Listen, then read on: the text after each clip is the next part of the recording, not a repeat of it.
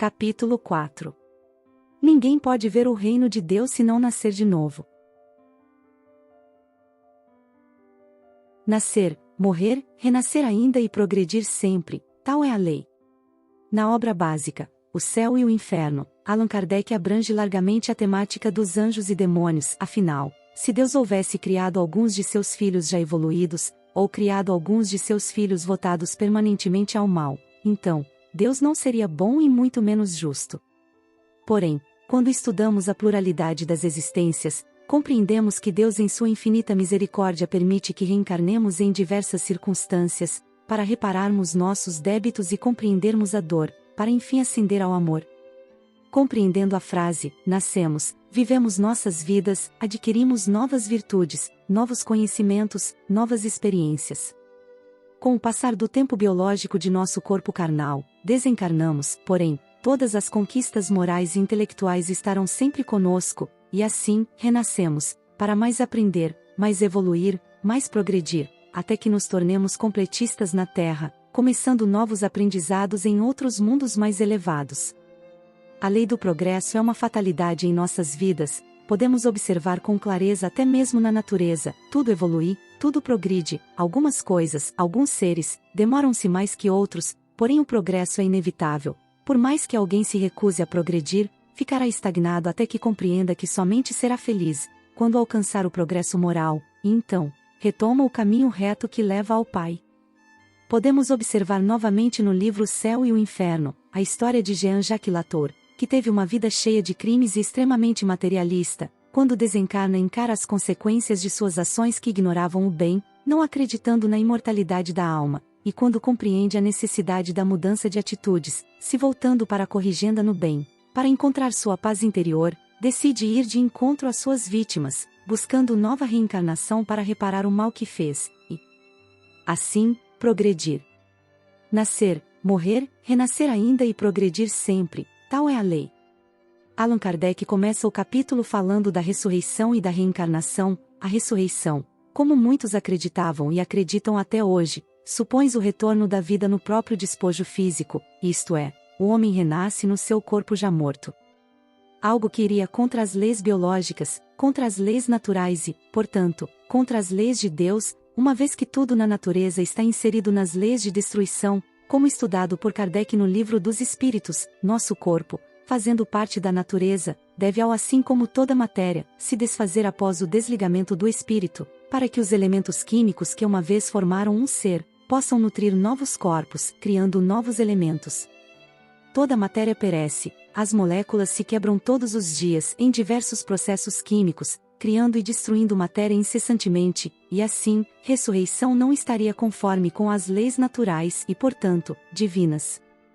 Porém, como poderá Deus, o infinito amor, criar seus filhos e matá-los após uma simples vida? Como explicar as diferenças fisiológicas, as diferenças econômicas, as diferenças sócias? Sem a lei da reencarnação, não há bondade divina. Podemos observar no livro Os Últimos 6 Dias de Jesus, uma passagem correlata ao tema.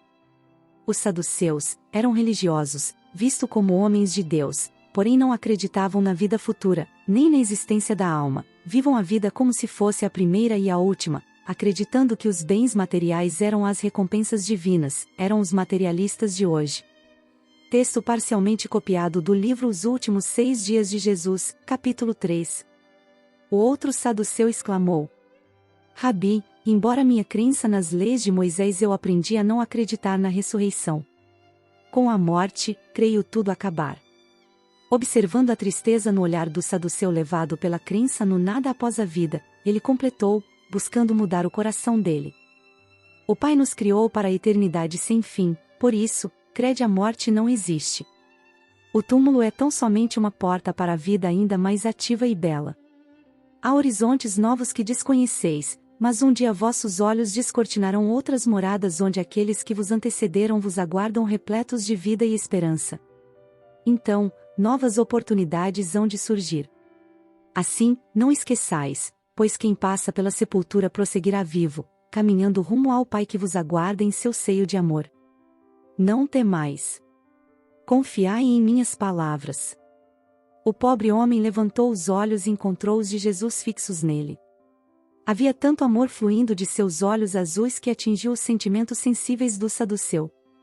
Então, em um ímpeto de sinceridade, ele falou: Bondoso Rabi, eu creio. De hora em diante passo a crer na vida eterna da qual tu falas.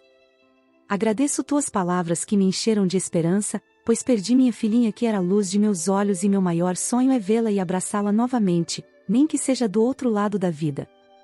O outro saduceu olhou assustado, pois duvidava do que acabará de ouvir. Ao ver seu amigo confessando em público sua conversão, corou de raiva e vergonha. Imediatamente, reagiu irritado. Que é isso, amigo? Estás enfeitiçado?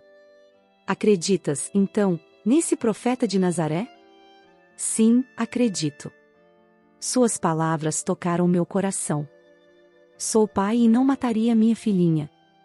Por que, então, Deus nos aniquilaria depois de nos criar? Além disso, há lógica no que ele diz. É tudo o que tenho a dizer. Aí está a lógica e o bom senso, da crença e na prova da lei da reencarnação. Se nós, homens imperfeitos, não faríamos mal a nossos filhos, por que pensar que Deus, o infinito amor, não permitiria que tenhamos infinitas chances de alcançar a felicidade? Sendo Deus infinitamente misericordioso. Problema conosco, livro Justiça Divina. Não os criaria Deus à parte. Os gênios perversos das interpretações religiosas somos nós mesmos, quando adotamos conscientemente a crueldade por trilha de ação. Observa as lágrimas dos órfãos e das viúvas, ao desamparo. Há quem as faça correr. Repara os apetrechos de guerra, estruturados para assaltar populações indefesas. Há quem os organize. Anota as rebeliões que se transfiguram em crimes. Há quem as prepare. Pensa nos delitos que levantam as penitenciárias de sofrimento. Há quem os promova. Medita nas indústrias do aborto. Há quem as garanta. Pondera quanto aos movimentos endinheirados do lenocínio. Há quem os resguarde. Reflete nos mercados de entorpecentes. Há quem os explore. Enunciando, porém, semelhantes verdades, não acusamos senão a nós mesmos. A condição moral da Terra é o nosso reflexo coletivo. Todos temos acertos e desacertos. Todos possuímos sombra e luz. Consciências encarnadas em desvario fazem os desvarios da esfera humana. Consciências desencarnadas em desequilíbrio geram os desequilíbrios da esfera espiritual. É por isso que o Evangelho assevera: ninguém entrará no reino de Deus sem nascer de novo. E o Espiritismo acentua: nascer, viver, morrer, renascer de novo e progredir continuamente, tal é a lei. Em suma, isso quer dizer que ninguém conseguirá desertar da luta evolutiva.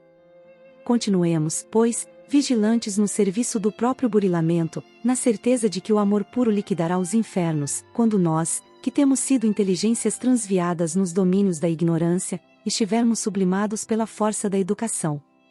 Para finalizar nossos estudos, vamos observar uma das instruções dos Espíritos sobre o tema, contido no Evangelho segundo o Espiritismo. Instruções dos Espíritos. Necessidade da encarnação. A encarnação é uma punição, e somente os espíritos culpados é que lhe estão sujeitos. São Luís, Paris, 1859. A passagem dos espíritos pela vida corporal é necessária, para que eles possam realizar, com a ajuda de uma ação material, os desígnios cuja execução Deus lhes confiou. Ela é necessária por eles mesmos, pois a atividade que são obrigados a desempenhar ajuda-os no desenvolvimento da inteligência. Deus, sendo soberanamente justo, deve dotar de forma equitativa a todos os seus filhos. É por isso que ele concede a todos o mesmo ponto de partida, a mesma aptidão, as mesmas obrigações a cumprir e a mesma liberdade de ação. Todo privilégio seria uma preferência, e toda preferência uma injustiça. Mas a encarnação, para todos os espíritos, é apenas um estado transitório. É uma empreitada que Deus lhes impõe, no início da existência, como primeira prova do uso que farão de seu livre-arbítrio. Aqueles que realizam essa tarefa com zelo percorrem rapidamente, e de maneira menos penosa, estes primeiros degraus da iniciação e usufruem mais cedo do fruto de seu trabalho. Aqueles que, ao contrário, fazem mau uso da liberdade que Deus lhes concede e retardam a sua evolução. E é assim que, por sua obstinação, podem prolongar indefinidamente a necessidade de reencarnar. E é assim que a reencarnação se torna um castigo. Observação: uma comparação comum dará uma melhor compreensão dessa diferença. O estudante somente chega aos níveis superiores após ter percorrido a série de classes que o levam até lá. Essas classes, por mais trabalho que exijam, são um meio de se chegar ao objetivo, e não uma punição. O estudante dedicado abrevia o caminho e nele encontra menos dificuldades. É diferente para aquele em que a negligência e preguiça obrigam a repetir algumas séries. Não é o estudo a punição, mas a obrigação de recomeçar o mesmo trabalho. Assim é com o homem na Terra. Para o espírito selvagem, que está no início da vida espiritual, a encarnação é um meio de desenvolver a inteligência. Mas, para o homem esclarecido, no qual o senso moral está largamente desenvolvido, e que se vê obrigado a repetir as etapas da vida material cheia de angústias, enquanto poderia já ter alcançado o objetivo, é um castigo, pela necessidade em que se acha de prolongar a sua permanência nos mundos inferiores e infelizes. Aquele que, ao contrário, trabalha ativamente para o seu progresso moral pode não somente abreviar a duração de sua encarnação material, como transpor de uma só vez os degraus intermediários que o separam dos mundos superiores. Os espíritos não poderiam encarnar apenas uma vez sobre o mesmo globo e passar suas diferentes existências em esferas diversas. Esta opinião somente seria admissível se os homens estivessem, na Terra, exatamente no mesmo nível intelectual e moral. As diferenças que existem entre eles, desde o selvagem até o homem civilizado, revelam os níveis que tem a percorrer. Além disso, a encarnação deve ter uma finalidade útil.